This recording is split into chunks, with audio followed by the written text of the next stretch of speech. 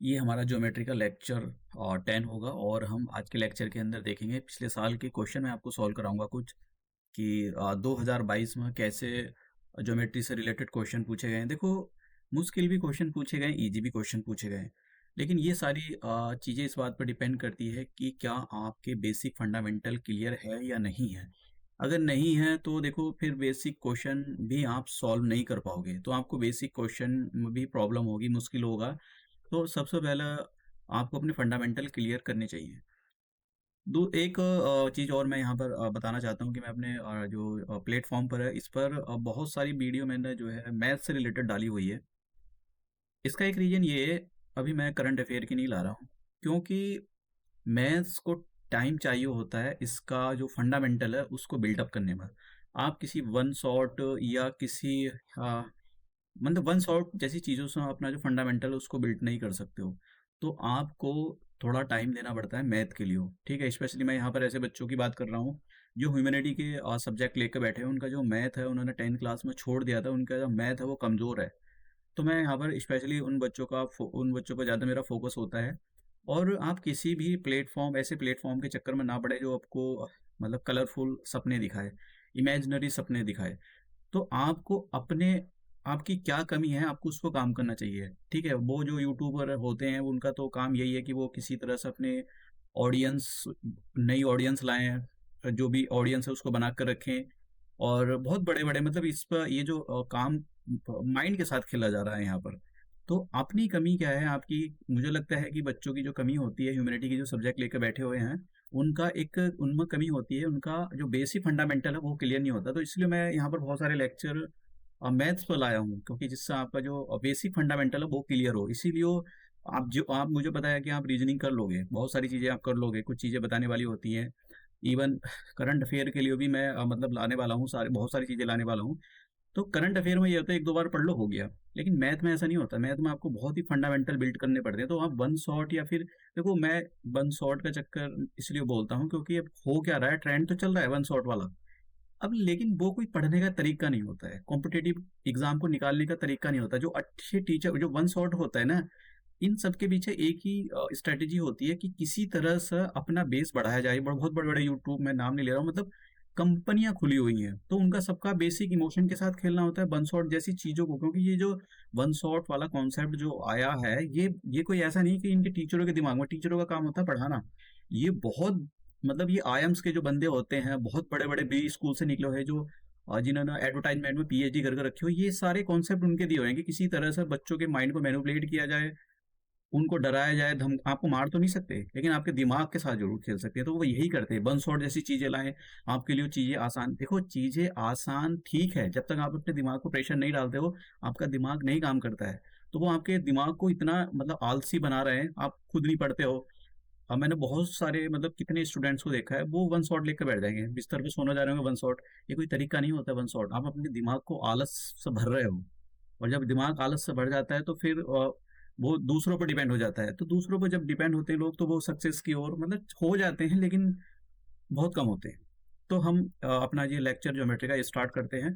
और ये हमारा सिलेबस दिया हुआ है यहाँ पर, तो आप सिलेबस देख सकते हो। हम जैसे कहा, मैंने कहा कि हम ज्योमेट्री कर रहे हैं, ज्योमेट्री के काफ़ी सारे लेक्चर आएंगे। तो इसमें आपको मतलब यहाँ पर टाइम देना पड़ेगा, तभी आपकी ज्योमेट्री अच्छे से हो पाएगी। अब देखिए, 2022 के अंदर सीयूटी में ये क्वेश्चन पूछा था, तो मैं आपको इसको सॉल्व करके दिखाता हूँ, कितना आसान है कितना मुश्किल है, ये आपको पता लगेगा। देखो, अगर आपने मेरे साथ में अपने जो कॉन्सेप्ट अच्छे से बिल्ड कर लिए, तो मतलब आपको बहुत सारी चीज़ें ईजी हो जाएंगी आपके लिए। अब यहाँ पर रोम्बस के बारे में पूछा है, रोम्बस के बारे में। तो पहले देखो, रोम्बस की प्रॉपर्टी के बारे में आपको पता होना चाहिए कि भाई रोम्बस जो होता है, रोम्बस की क्या प्रॉपर्टी होती है। अगर आपको रोम्बस की प्रॉपर्टी के बारे में पता है तो आप क्वेश्चन को बड़े आसानी के साथ कर सकते हो। नहीं पता है तो फिर देखो प्रॉब्लम हो सकती है। इसलिए मैं बार बार बोलता हूँ कि फंडामेंटल क्लियर करो। वन शॉट में बैठ कर दो क्वेश्चन करने से कोई फायदा नहीं है। वो अपने आप को भी धोखा दे रहे हो, वो तो धोखा दे ही रहे हैं जो आपको वन शॉट पढ़ा रहे हैं, लेकिन आप सबसे ज्यादा आप अपने आप को धोखा दे रहे हो कि आप पढ़ाई नहीं कर रहे हो। तो इसके डायगोनल के बारे में, प्रॉपर्टी के बारे में हम पढ़ लेते हैं। ये जो एक तो रोम्बस के जो डायगोनल होते हैं वो परपेंडिकुलर बाइसेक्टर होते हैं। परपेंडिकुलर बाइसेक्टर का मतलब, अगर आप ये डायगोनल देख, जैसे मैंने यहाँ पर ए दे दिया, इसको दे दिया यहाँ पर पी, और इसको दे दिया मैंने यहाँ पर बी। तो एक तो AP, आज का लेक्चर थोड़ा सा बड़ा हो सकता है, AP इक्वल टू BP। तो जितना AP होगा उतना ही BP होगा, ठीक है, बाइसेक्टर का मतलब ये होता है। फिर यहाँ पर इसको दे देता हूं मैं C और D। तो यहाँ पर जितना CP होगा उतना ही PB होगा, और ये डायगनल एक दूसरे को मतलब परपेंडिकुलर होते हैं, तो 90 डिग्री का भी एंगल बना रहे होते हैं, ठीक है, हर जगह 90 डिग्री का, इधर चारों तरफ 90 डिग्री का एंगल बनाते हैं। तो इसलिए हम बोलते हैं डायगोनल के जो रोम्बस के जो डायगोनल्स होते हैं वो एक दूसरे के परपेंडिकुलर बाइसेक्टर होते हैं, तो उसका मतलब ये चीजें होती है। इसी कॉन्सेप्ट का हम यूज करेंगे। एक और चीज मैंने आपको यहाँ पर एक बात बताई थी कि जब दो लाइन पैरेलल होती हैं और उनसे कोई ट्रांसवर्सल जा रही हो, तो ऑल्टरनेट इंटीरियर एंगल, जैसे मान लो ये एंगल 1 लिखा हुआ है और ये एंगल 2 लिखा हुआ है, तो एंगल 1 एंगल 2 के इक्वल हो जाएगा ऑल्टरनेट इंटीरियर की प्रॉपर्टी से, ठीक है। ये भी होता है अगर मान लो ये एंगल आपको दे रखा है, लेट से एंगल 3 है, और ये वाला जो एंगल आपको दे रखा है ये एंगल 4 है, तो ये भी ऑल्टरनेट इंटीरियर से एक दूसरे के, क्योंकि यहाँ पर जो है दो पेयर होते हैं ऑल्टरनेट इंटीरियर एंगल के। तो ये हम यहाँ पर ये कॉन्सेप्ट यूज करेंगे और अपने क्वेश्चन को आगे की ओर बढ़ाएंगे। तो ठीक है, अब देखिए यहाँ पर हमको x की वैल्यू निकालनी है। तो x की वैल्यू एक तो सबसे पता लगा मुझे पढ़तों के साथ पता लगे कि भाई एक रोम्बस है, रोम्बस के जो डायगोनल होते हैं एक दूसरे को परपेंडिकुलर बाइसेक्ट करते हैं, तो मतलब 90 डिग्री का एंगल बना रहे होंगे, ठीक है। दूसरा पैरेललोग्राम की प्रॉपर्टी यूज कर मैं पैरेलल लाइन की प्रॉपर्टी को यूज करता हूँ। जो CD लाइन है, CD is the parallel to the, देखो ये जो CD है ना, CD is parallel to the AB, ये दे नहीं रखा है ये, क्योंकि ये एक, देखो रोम्बस जो होता है वो पैरेललोग्राम का बच्चा होता है, तो पैरेललोग्राम की सारी प्रॉपर्टी शो करेगा। अगर पैरेललोग्राम की opposite side equal and parallel होती है, तो इसमें भी यही होता है कि जो अपोजिट साइड होती है वो कैसी होती है, पैरेलल होती है। तो पैरेलल के अंदर मतलब हमारे पास ये ऐसा कुछ कॉन्सेप्ट बना, और ये दिया हुआ है हमारे पास ये वाला एंगल, ये एक्स दे रखा है, तो हम ये वाला एंगल निकाल सकते हैं ऑल्टरनेट इंटीरियर से, मतलब ये कितना आ जाएगा, एक्स आ जाएगा। समझ रहे हो आप, ये वाला जो एंगल यहाँ दे रखा है वो इसके इक्वल हो जाएगा। समझ रहे हो आप, ऑल्टरनेट इंटीरियर से। बस ये जो ट्राइंगल है ये वाला, मैं इसको अगर P दे दूं, ये जो ट्राइंगल है, ट्राइंगल ABP, ठीक है, मैं यहाँ सॉल्व कर देता हूँ। In triangle ABP angle sum property लगा दो। एंगल सम प्रॉपर्टी क्या कहती है कि सभी एंगल का सम, ट्राइंगल के सभी इंटीरियर एंगल का सम जो है प्लस कर दो और 180 के इक्वल कर दो, इक्वल टू 180 डिग्री। तो 40 प्लस 90 तो कितना आ जाएगा, 130 plus x equal to 180 degree. अब आपको करना क्या है कि यहाँ से x इक्वल टू 180 माइनस 130 तो कितना आ जाएगा, 50 डिग्री। यही पूछा था उसने, तो x की वैल्यू कितनी आ गई, 50 डिग्री। ठीक है, ये CUT 2022 के अंदर पूछा गया क्वेश्चन है। नेक्स्ट क्वेश्चन की ओर मूव करते हैं हम। देखिए इसमें भी यही है, ये जो क्वेश्चन पीछे मैंने कॉन्सेप्ट बताया सेम कॉन्सेप्ट यहाँ पर यही है। अब देखो सुनो, जैसे उसने यहाँ पर बोला है कि ये जो लाइन दे रखी है एक LMN, ये लाइन के नाम है और ये पैरेलल है, ठीक है। तो पैरेलल में होता क्या है, जैसे ये वाली जो लाइन है, ये वाली लाइन इसके पैरेलल है, तो ऑल्टरनेट इंटीरियर एंगल से ये वाला एंगल 120 120 डिग्री का हो जाएगा। मैं इसको इरेज कर देता हूँ क्योंकि फिर वो कचरा हो जाता है एकदम। तो ऑल्टरनेट इंटीरियर एंगल से ये वाला जो एंगल है ये 120 हो जाएगा, क्योंकि दो लाइन पैरेलल होती है, मैंने आपको बताया था अगर दो लाइन पैरेलल है, ठीक है, ये तो ये वाला एंगल इसके इक्वल हो जाएगा ऑल्टरनेट इंटीरियर एंगल से, ये हो गया। अब देखिए किसी भी तरह से मैं ये वाला अंदर वाला एंगल निकाल लेता हूँ, तो अगर मैं इसको एंगल 1 बोलूँ, तो मैंने एक और कॉन्सेप्ट बताया था कि अगर एक स्ट्रेट लाइन है, जो कि ये वाली जो लाइन है आपको जो दिखाई दे रही है एक स्ट्रेट लाइन है, और इस पर एक लाइन ऐसे कट करती हुई जा रही है, ऐसे कट करती हुई, ये वाला एंगल हमको दे रखा है ये 120 का, और इसको मैंने लेट कर लिया कि भाई चलो ठीक है ये मेरे पास एंगल 1 है। तो मैं लीनियर पेयर से दोनों एंगल का सम 180 के इक्वल कर सकता हूँ और यहाँ से एंगल 1 की वैल्यू निकाल सकता हूँ। तो एंगल 1 कितना आ जाएगा, एंगल 1 इक्वल टू 180 माइनस 120। तो 180 माइनस 120 का मतलब ये हो गया कि आप 80 में से 20 कम कर दो तो कितना आ जाएगा, 60 डिग्री आ गया। तो ये वाला जो एंगल है, एंगल 1 कितना आ गया हमारे पास, 60 डिग्री। बस अगर आप इसको देख रहे हो तो एक ट्राइंगल बन रहा है, ये इसका नाम मैं अगर दे दूं यहाँ पर ABC, तो ट्राइंगल ABC एक हमारे पास क्या बन रहा है, और सॉरी ये जो ABC एक ट्राइंगल बन रहा है, और ट्राइंगल के एंगल का जो सम होता है इंटीरियर एंगल का सम कितना होता है, 180 होता है। मतलब 70 plus 60 plus x equal to 180 degree. तो इन दोनों को प्लस कर लो तो कितना आ जाएगा, 130 plus x equal to 180 degree. अब ट्रांसपोज कर देते हैं, तो x इक्वल टू 180 माइनस 130, तो कितना आ जाएगा 150। तो यहाँ पर x की वैल्यू कितनी आ गई, x की वैल्यू सॉरी ये 150 नहीं आएगा, यहाँ पर आएगा केवल 50। तो x की वैल्यू कितनी आ गई 50, ठीक है।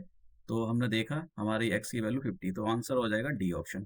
आप देख रहे हो सीयूटी में 2 क्वेश्चन ईसीबी पूछे हैं 2000। अब देखिए 2023 में क्वेश्चन पूछा था, आप समझ रहे हो ना, है तो क्वेश्चन मतलब आपको डायग्राम देखने से बहुत मुश्किल लग रहा होगा, बहुत परेशान करेगा। मुश्किल भी है, आसान भी है, ऐसा नहीं है कि ये कोई आसान क्वेश्चन है। आपके जब तक बेसिक फंडामेंटल क्लियर नहीं होंगे, मैं बार बार बोलता हूँ अपने फंडामेंटल क्लियर रखो। ये यूट्यूब पर जाकर ये सब देखना, वन शॉट देखना, ये पढ़ने का कोई तरीका नहीं होता। हमने ह्यूमैनिटी के सब्जेक्ट लेकर रखे हुए हैं और आपको आगे प्रोग्रेस करना है, तो ये कोई पढ़ने का तरीका नहीं होता है। आपको अपने आप को डिसिप्लिन करना होता है। अपने जो बेसिक टॉपर में और जो जो स्लो लर्नर बच्चे या वैसे बच्चे होते हैं जो इस टाइप के क्वेश्चन का हरकत करते हैं, वो प्रोग्रेस में उनमें यही फर्क होता है। टॉपर को पता है क्या करना है, जो पढ़ने वाले बच्चे होते हैं वही टॉपर की कैटेगरी में आते हैं, लेकिन जो नहीं पढ़ते हैं उनको पता है, उनके साथ बहुत सारी प्रॉब्लम होती है, तो वो इधर उधर कुछ ना कुछ करते ही रहेंगे। जैसे ये क्वेश्चन है, इसको मैं अभी सॉल्व नहीं करा रहा हूँ, करा सकता हूँ लेकिन अभी नहीं सॉल्व करा रहा हूँ, क्योंकि बस मुझको ये दिखाना था कि सीयूटी के अंदर कैसे क्वेश्चन पूछे गए। अब देखिए यहाँ पर ये यहाँ पर जो है मैंने क्वाड्रिलेटरल के बताया कि आपको क्वाड्रिलेटरल दे रखा है, ये इसकी एंगल सम प्रॉपर्टी होती है। तो मैंने यहाँ पर बहुत सारी प्रॉपर्टी को लिखा हुआ, ये यहाँ पर लिख दिया है कि क्या क्या होता है, वर्टेक्स क्या होती है, एडजेसेंट साइड क्या होती है, डायगोनल्स क्या होते हैं, बहुत ही बेसिक है। अपोजिट एंगल्स क्या होते हैं, अपोजिट साइड क्या होती है, बहुत बेसिक है, एकदम एबीसीडी वाला है। तो इसको मैं समझाऊंगा नहीं, आप खुद कॉन्जिक्यूटिव एंगल्स क्या होते हैं, अपोजिट एंगल्स क्या होते हैं, ये मैं बता भी चुका हूँ पीछे लेक्चर में, और यहाँ भी बताने का कोई फायदा नहीं है। तो देख लेते हैं जरा, थोड़ा थोड़ा देख लेते हैं। पैरेललोग्राम में मैंने बताया था कि अपोजिट साइड, देखो पैरेललोग्राम में क्या होता है, जैसे ये साइड होगी, ये साइड ये कैसी होगी, इक्वल एंड पैरेलल। ऐसी ये वाली साइड इसके इक्वल एंड पैरेलल होगी। अपोजिट एंगल इक्वल होते हैं, मतलब अपोजिट एंगल का मतलब हो गया एंगल पी एंगल आर के इक्वल होगा, दोनों अपोजिट एंगल है। और एंगल एस एंगल क्यू के इक्वल होगा, ठीक है। अब ये आ गया ऊपर वाला, सॉरी, हाँ, ये, हाँ ठीक है। ये मैं सोच रहा क्वाड्रिलेटरल दे रखा, क्वाड्रिलेटरल ही है, पैरेललोग्राम ही है। अब देखिए यहाँ पर रेक्टेंगल आ गया, तो रेक्टेंगल का each interior angle is 90 degree, ठीक है। Each interior angle is 90 degree, ये।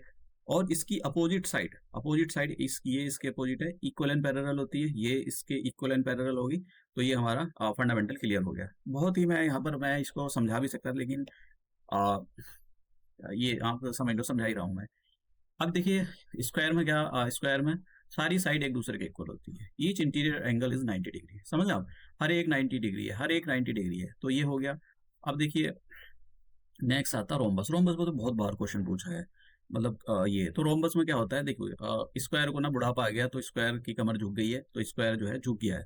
तो अब ये 90 डिग्री पर नहीं खड़ा रहेगा, लेकिन कंडीशन ये है, मतलब ये इसकी सभी साइड इक्वल होंगी, ठीक है, साइड में कोई फर्क नहीं पड़ता है। और यहाँ पर जो मेन चीज है इसके डायगोनल के बारे में है, कि इसके जो डायगोनल होते हैं एक दूसरे को परपेंडिकुलर बाइसेक्ट करते हैं, ठीक है।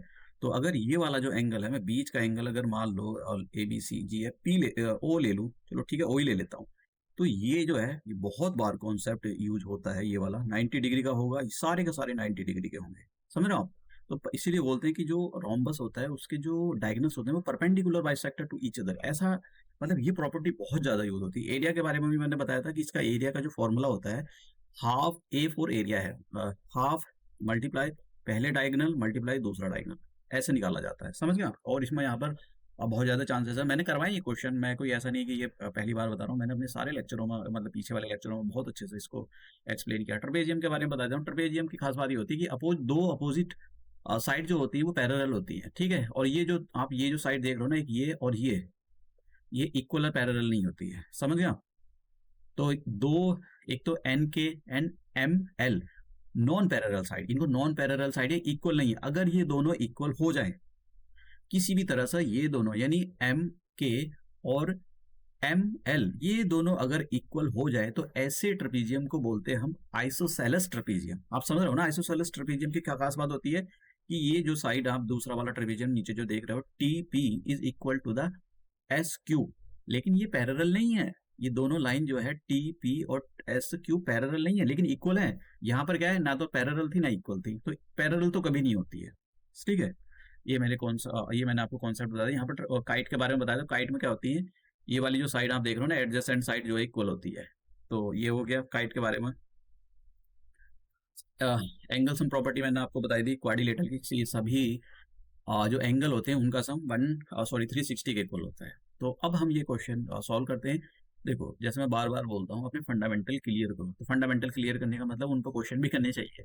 तो जैसे क्वाड्रिलेटरल दे रखा है, तो क्वाड्रिलेटरल के सभी इंटीरियर एंगल का यहाँ पर इंटीरियर एंगल है, फोर्थ एंगल निकलवा रहा है। तो अगर मान लो, मैं एक जरूरत नहीं है, बस मैं ये आपको समझा रहा हूँ, तो आप डायरेक्ट भी क्वेश्चन का आंसर निकाल सकते हो। और आपने देखा भी होगा मेरे पिछले वाले लेक्चरों में कि इस टाइप का क्वेश्चन पूछा गया है। कभी आप सोच रहे हो कि इस टाइप का पूछा नहीं गया। तो वो कह रहा है कि फोर्थ एंगल निकालना है। मान लो हम ले लेते हैं कि भाई ये वाला एंगल हमको कैलकुलेट करना है। ए की दे दी, ए की वैल्यू, बी की वैल्यू, सी की वैल्यू दे दी। तो सभी का सम किसके इक्वल करना है? 360 के इक्वल करना है। तो हम क्या काम करेंगे यहाँ पर कि 80 plus 95 plus 112 plus fourth angle को x ले लेते हैं और 360 के ऊपर। सिंपल सा क्वेश्चन है। आंसर मतलब प्लस करो, आंसर निकालो, बस हो गया। अब इनको हम इधर ये जितने भी हैं प्लस कर लेते हैं। तो कितना आ गया? 2 प्लस 5 7 आ गया। देखो, 8 और एक 1 10 10 और 8 18, कैरी ओवर 1 1 और एक 2, तो हमारे पास कितना आ गया? 287 equal to x equal to 360। तो हम नेक्स्ट स्टेप में क्या करते हैं? 360 माइनस 287। तो अब माइनस कर लो, तो इधर 10 में से 7 कम करो, 3 बचा। यहाँ पर कितना बचा? 15 हो गया, क्योंकि यहाँ पर 5 बचा, कैरी करेंगे तो 15 हो जाएगा। तो 15 में से आप 8 कम कर दो, तो 5 और 7, तो 73। तो x की वैल्यू कितनी आ गई हमारे पास? 73 डिग्री। तो देखो कौन सा आंसर है? बी आंसर है। ठीक है, नेक्स्ट क्वेश्चन। सॉरी,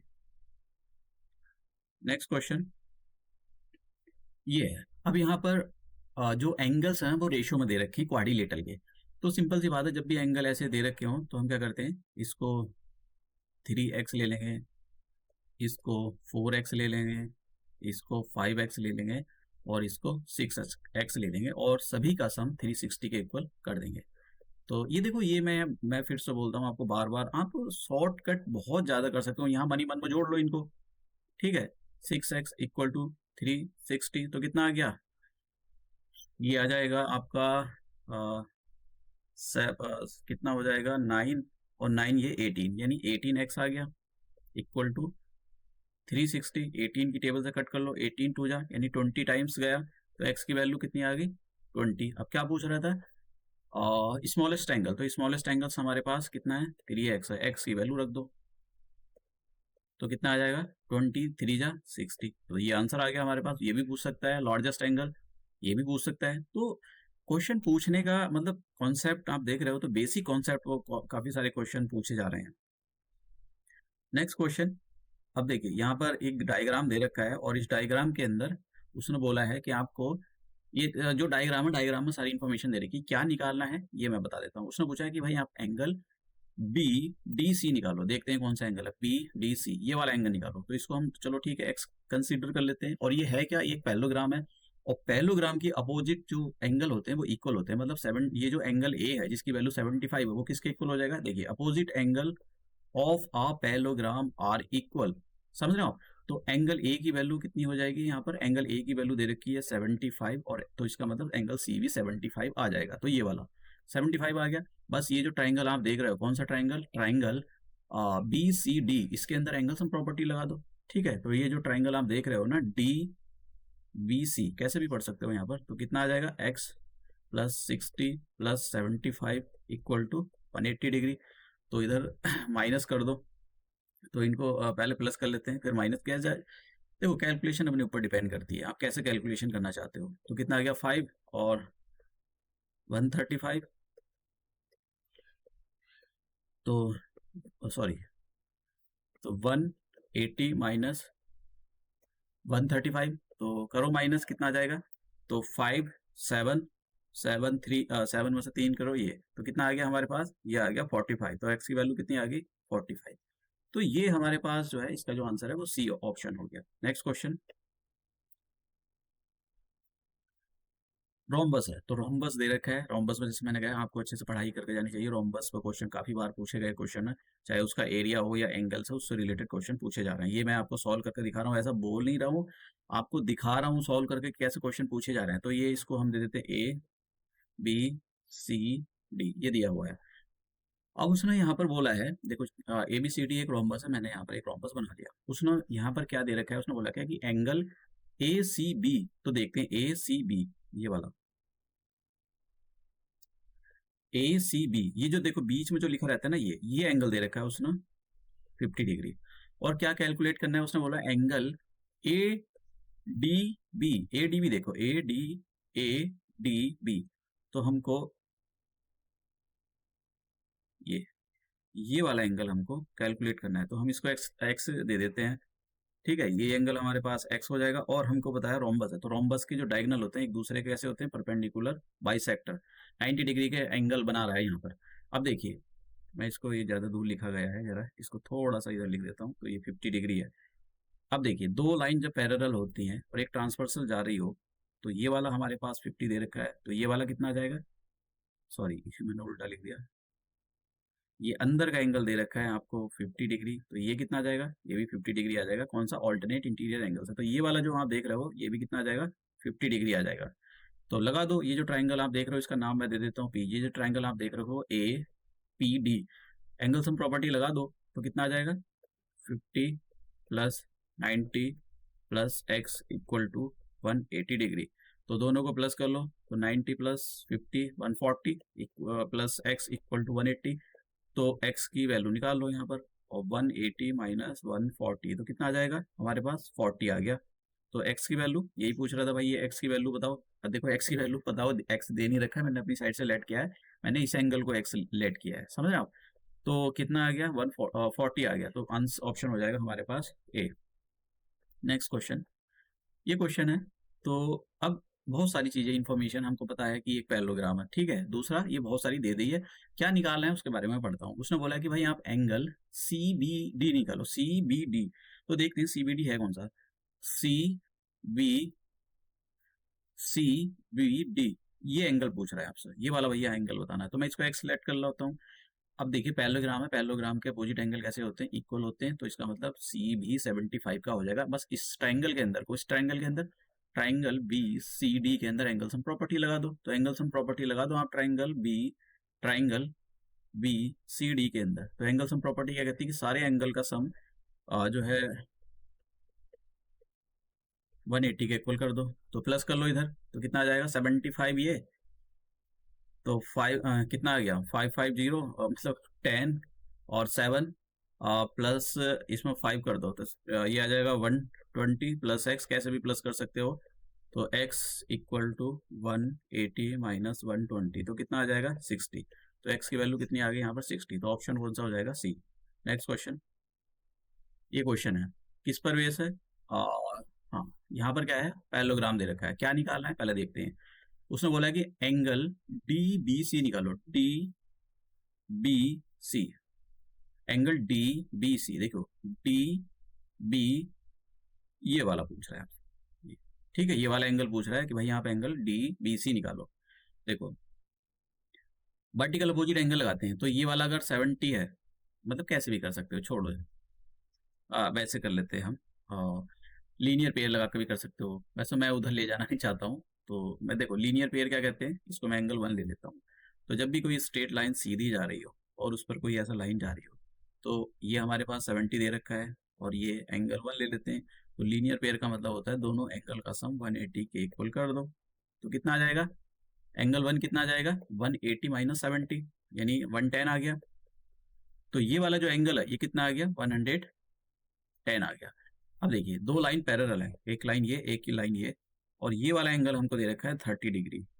तो जो ऑल्टरनेट इंटीरियर से ये भी 30 हो जाएगा, मतलब ये जो लाइन है ये जो एंगल दिखाई दे रहा है ये 30 हो जाएगा, क्योंकि पैरेललोग्राम है ना। पैरेललोग्राम की अब देखो यहाँ पर क्या है कि सी डी ए बी के पैरेलल, और ये जो ए सी देख रहे हो ट्रांसवर्सल की तरह काम कर रही है यहाँ पर।